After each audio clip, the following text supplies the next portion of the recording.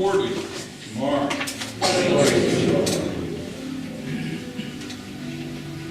A leper approached Jesus and knelt down, imploring him, "If you will, you can make me clean." Moved with compassion, Jesus stretched out his hand and touched him, saying to him, I so will be made clean." And immediately the leprosy left him, and he was made clean. And Jesus sternly charged him and sent him away at once, saying to him, "See that you say nothing to anyone, but go, show yourself to the high priest, and offer for your cleansing what Moses commanded, for a proof to them." But he went out and began to talk freely about it and to spread the news, so that Jesus could no longer openly enter a town, but remained out in desolate places, and people were coming to him from every direction. My sisters and brothers, this is the gospel of the Lord. Praise to you, Lord Jesus Christ.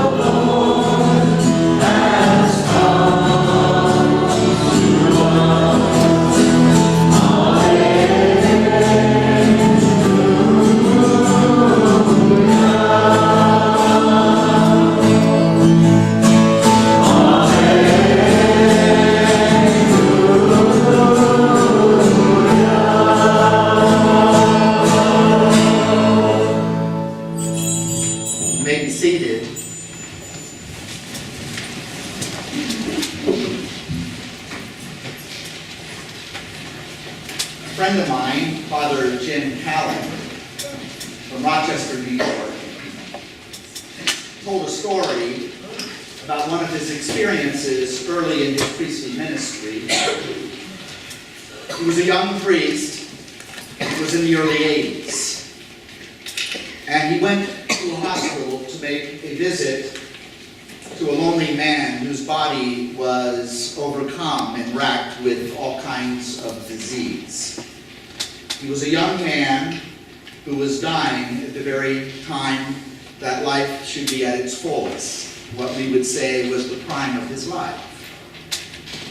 And Jim Callan was told that this man is suffering from a disease that we'd never heard of before, but now was plaguing a particular social community within the United States in the early 80s.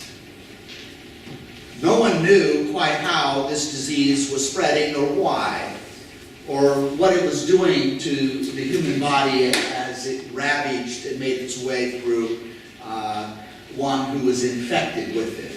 You remember this epidemic that occurred then. It was called the AIDS epidemic.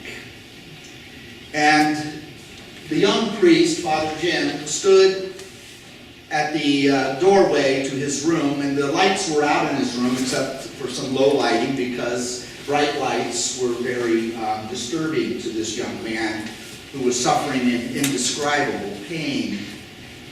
Father Jim Callan was standing there in the doorway looking at the young man. And the young man said to him, "What are you doing here?"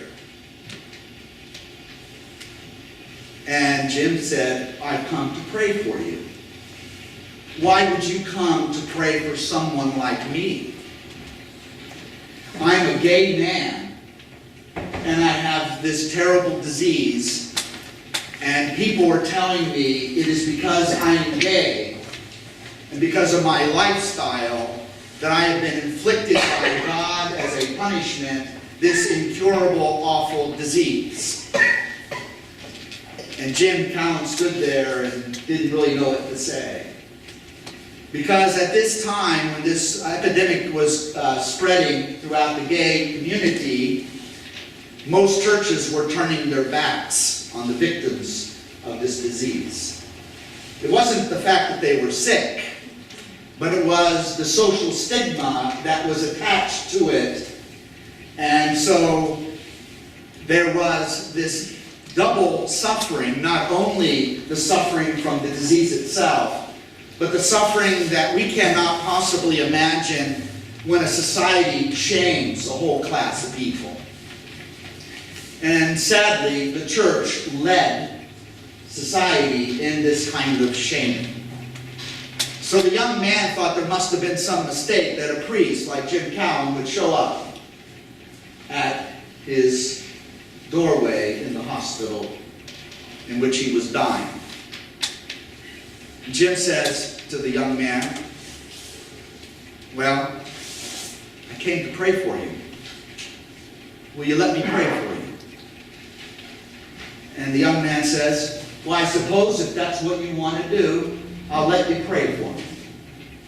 And then Jim approached the bedside of the young man, and he reached out his hand, and then at first he hesitated because at that time there was sweat on the brow of the young man, and we didn't know how AIDS was spread.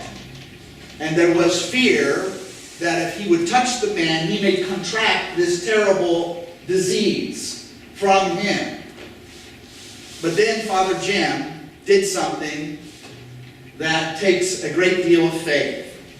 He said, "It's more important that I lay my hands on this young man and pray for him than for me to cave into my fears. And if I get this disease and die from it, from touching this man, let it be. Right now, I'm his priest, and I'm obliged to pray for him." And so Jim tells this story as he laid a hand on the young man's forehead and prayed the traditional prayers and anointed him for healing. Then Jim goes on to make this commentary. He says in this story, "There was a healing that day, and it was me who was healed." Isn't that a powerful story? This is a story that is very similar to the story that is recorded for us in today's gospel. In this story, you might think of it just as another miracle Jesus performed. He was in the business of doing miracles, and well, here's just another miracle. He heals or cleanses a leper.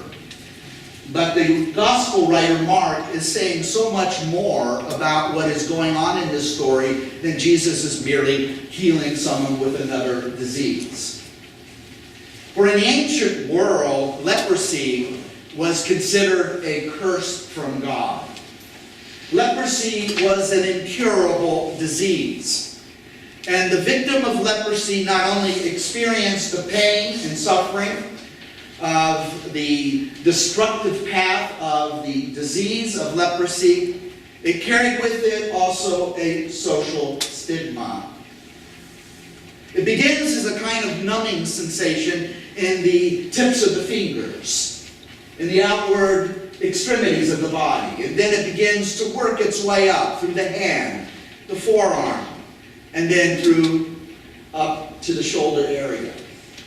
It is a disease that systematically destroys the nerve endings and the nervous system, so that the victim becomes numb and doesn't really feel any physical pain, but it's mostly emotional pain, as they see their body begin to decay while they are still alive, like a body rotting in the grave.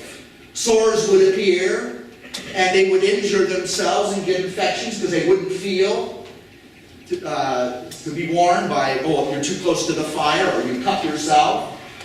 And so it was a very disfiguring disease indeed. And if a person contracted this disease, there was only one way they knew how to handle such a situation. And that is to put that person into social exile, to shun that person. It's a type of quarantine. No one else in the family wants to get the disease. No one else in the village wants to get the disease. And so they are pushed out of the community. They had to wear special clothing. And they lived in their own communities called leper colonies. You might remember that great early 20th century, late 19th century saint of Hawaii, Father Damien. who went and lived among the lepers in a leper colony on the island of Molokai in the Hawaiian Islands. And he served and ministered to these poor, wretched men and women that were there suffering from this disease and from the social exclusion that occurs as a result of that disease, to the point where he even contracted that disease himself, and he too died of leprosy. The church recognized his great heroism. He was later canonized as a saint, Father, or now Saint Damien of Molokai. So in the ancient world, if you were inflicted with such a disease, you had to leave your family. If you were a mother, you had to abandon your children. You can be replaced. Your husband can find another mother for his children. Or if you were a father, you would be excluded. If you were a sibling or a child, you too would be excluded. It mattered not. You were completely put into exile from everyone that you ever knew and loved. And you wandered around the country. There were laws that governed how lepers were to behave. They were to wear special garments so that people would recognize them in order to avoid them. They were never permitted to enter a synagogue or a public place. They could never go to worship the Lord in the temple. And so, to make things even worse, was that they were shamed. Because people would look upon a leper and be so horrified by the kind of suffering and disease they were experiencing, they had difficulty explaining why God would allow this to happen.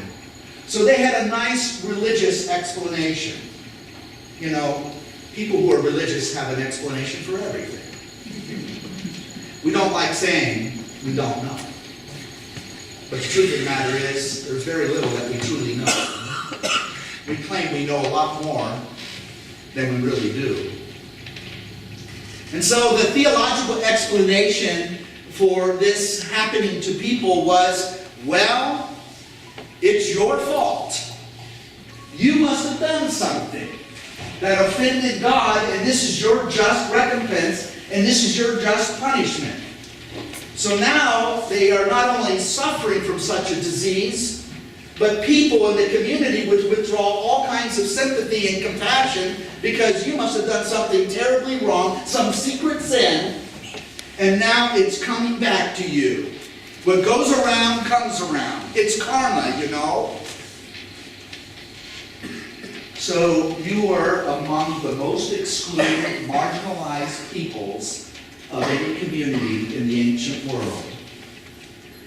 This is why it's so significant that Mark tells the story about Jesus. It's more than just healing someone of a disease. It's making a statement about the attitude of Jesus toward the marginalized, to those who are excluded, to those who are not acceptable to us, those who are socially diseased. We shame them and exclude them and send them forth and saying the message, you're not welcome in this place, you're not welcome at the table, you have no standing here in the church, the body of Christ. Reminds me of a proverb that was said by someone. You know, the church is not a museum for saints. It's a hospital for sinners. And that includes all of us. And if the church is a hospital for sinners, then what is St. Matthew's? Well, we're a MASH unit. Bring us your wounded, your suffering, those who've been beat up by the battles of life. You're welcome here. And that is our message. And that's what we've always been about at St. Matthew's. Reaching out and opening the door and bringing in all the marginalized, just like Jesus did. And we embrace them with compassion. Notice that Mark uses the word compassion in reference to Jesus' attitude. Very different from those all around him. They were self-righteously thinking they deserve that punishment, so I don't have to feel sorry for them. Jesus felt pity and compassion. And the leper prays to Jesus. You've prayed to Jesus before. We have all kinds of prayers to Jesus. Lord, bless this lotto ticket. talk to Jesus and ask for favors all the time. But oftentimes we don't know what we are asking. Isn't that true? This man prayed. He knew what he wanted. And he said this to Jesus: if you will, you can make me clean. Now, cleanness is a religious word. It's about religious purity. And in those days, the law required that if a group of lepers, or a leper was walking down the road, and a group of people or an individual was coming down, and you see them ahead of time and they don't know you're a leper, you are required by the law to cry out, unclean, unclean, I'm unclean, do not come near me. I'm an untouchable. And they could avoid contact in that way. So this leper had a simple request: if you will, you could make me clean. If you will, Lord, you can have compassion on me. That's a beautiful prayer. If you will, Lord, you can make me whole. If you will, Lord, you can save me from myself. If you will, Lord, you can deliver me from all that oppresses me. If you will, Lord. And how did the Lord respond to this prayer? And the only way Jesus knows how, he responds with compassion. And then Jesus, a Jewish rabbi, did the unthinkable. He broke the Mosaic law. He stretches forth his hand. He stretches forth his hand. And he touches the leper.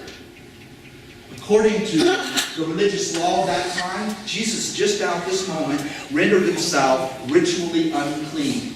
He would not be allowed to go to the temple or synagogue unless he went through elaborate washing and ablutions and prayers and all that, and he had to sit out for about 24 hours, and then he'd be welcomed back into the community. In front of God and everybody, Jesus put forth his hand and touched the leper. It was shocking.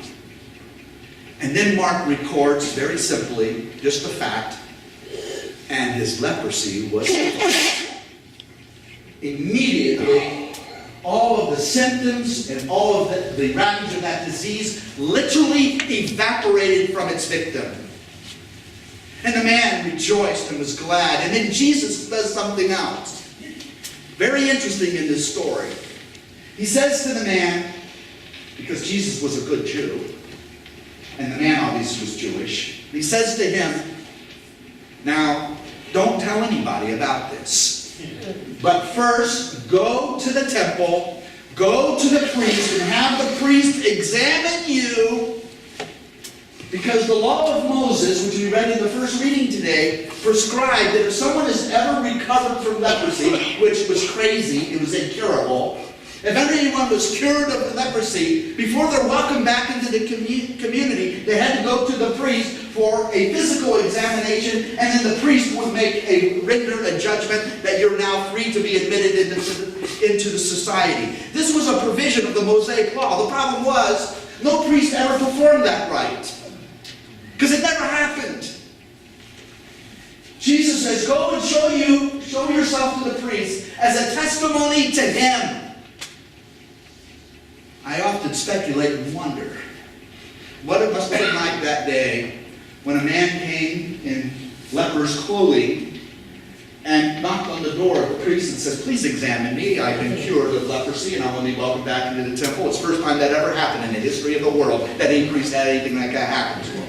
It must have been a shocking moment. I wish Mark would have told us the priest's reaction. Just imagine. But the man did not obey Jesus. Most of us don't obey Jesus, admit it.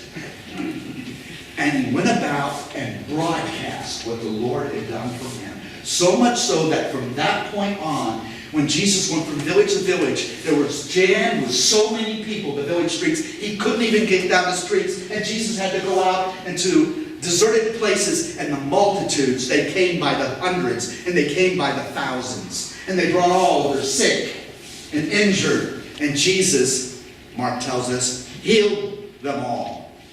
Jesus heals everybody. The same power of Jesus that was there is here today. Jesus is here to heal your hearts. Jesus is here to stretch out his hand and touch what you may regard as an untouchable life. Jesus is here to cure you of your shame, of your guilt, of your embarrassment, and he is here to welcome you, embrace you, just like he did the leper. 1,000 years later, in Italy, there was a man, a humble man by the name of Francis, from a place called Assisi. Have you heard of him? He tells a story where he's walking down the road, and there he encounters a leper. And at first he wanted to turn and run, and then he realized, but I am a follower of Jesus. It would be wrong for me to turn and run. So he ran towards the leper and embraced him. My brothers and sisters, that's our calling. Our calling is to act like Jesus with compassion, to stretch out our hands and be willing to touch the untouchable in order to bring healing, not only in body, but more importantly, healing of the heart and the soul. And that, my brothers and sisters, is the gospel of the Lord. Amen.